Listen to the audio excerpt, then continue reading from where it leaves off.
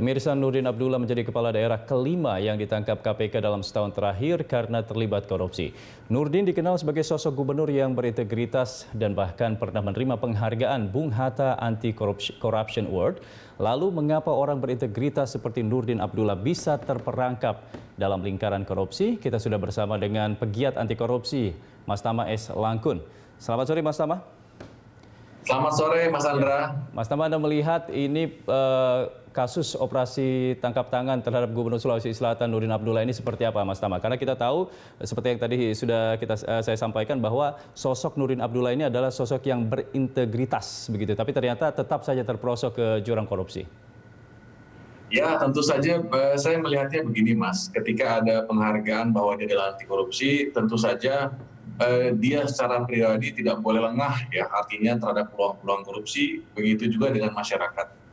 Kalau yang coba saya lihat adalah dalam kaitannya perkara Nurdin Abdullah, ini kan sebetulnya fenomena yang terjadi di Indonesia dan hampir terjadi di semua negara-negara berkembang lainnya. Korupsi infrastruktur, karena memang negara kita sedang dalam konteks berkembang dan Pak Jokowi pun juga memang banyak mengusulkan program-program yang berhubungan sama infrastruktur. Nah, kembali ke soal figur yang kemudian penuh integritas, menurut saya ini menjadi hal yang sangat memprihatinkan, ya.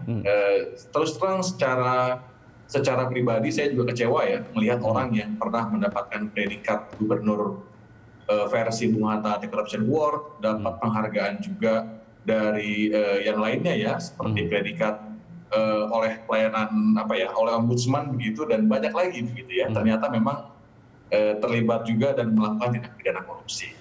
Ya, artinya sosok yang berintegritas ini tidak menjadi jaminan untuk sosok kepala daerah agar terhindar dari korupsi, karena seperti yang disampaikan tadi oleh Sudirman Said bahwa sistem demokrasi atau sistem politik kita ini begitu mahal begitu, sehingga harus ada modal yang dikembalikan oleh kepala daerah. Anda melihatnya apakah memang ada kesalahan sistem di demokrasi kita, Mas Tama?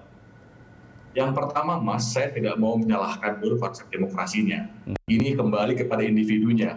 Gitu, ya. Sudah jelas-jelas ketika dia bicara soal pengadaan barang dan jasa, pada tahap perencanaan, seorang gubernur itu atau kepala daerah lainnya harus menjaga diri. Tidak bisa dia ketemu dengan kontraktor ngomongin perencanaan, tidak bisa.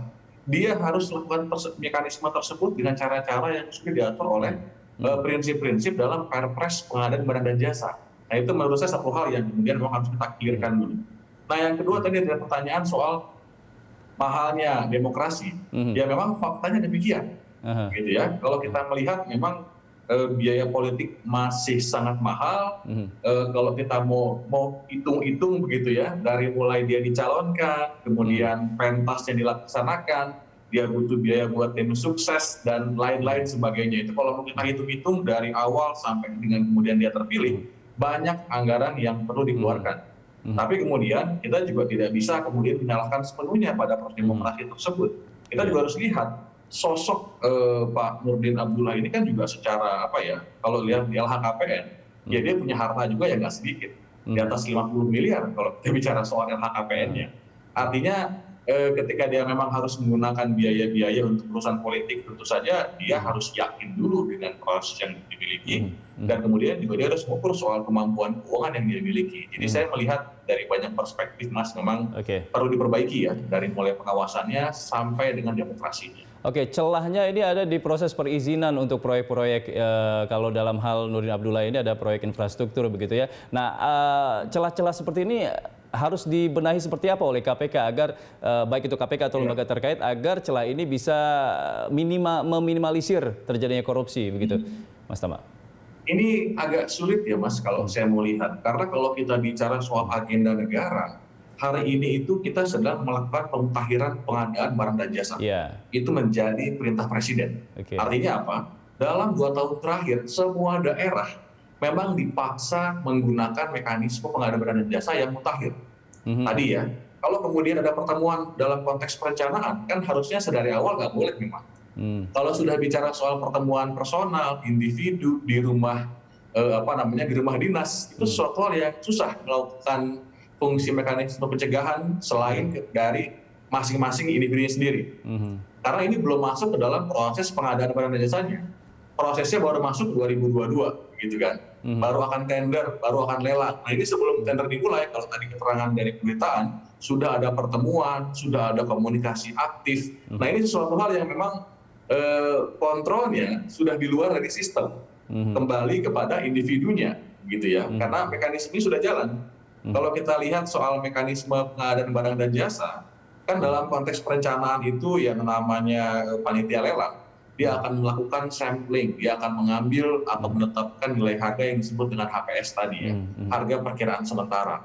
Dari situ kemudian diukur, dilakukan mekanisme prosesnya. Nah tiba-tiba sebelum itu dimulai, ada pertemuan dan juga ada uang miliaran rupiah yang diberikan oleh seorang kontraktor kepada kepala daerah.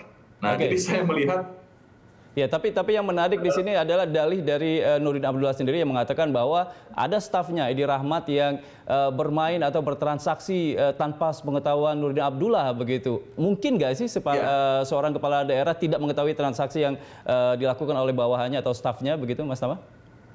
Mungkin saja, kan karena dalam tindak pidana korupsi itu ada nama istilahnya trading influence, perdagangan pengaruh.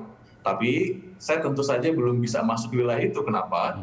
Karena begini, kalau keterangan dari KPK sudah sebutkan bahwa ada komunikasi aktif yang dimulai, ada komunikasi aktif yang dilakukan.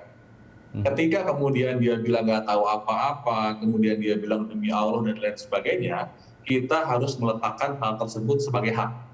Silahkan aja Pak Nurdin sampaikan itu, silahkan dia membela diri menurut saya, tapi dalam konteks pembuktian nanti pasti akan diuji. Kenapa KPK berani melakukan operasi tangkap tangan?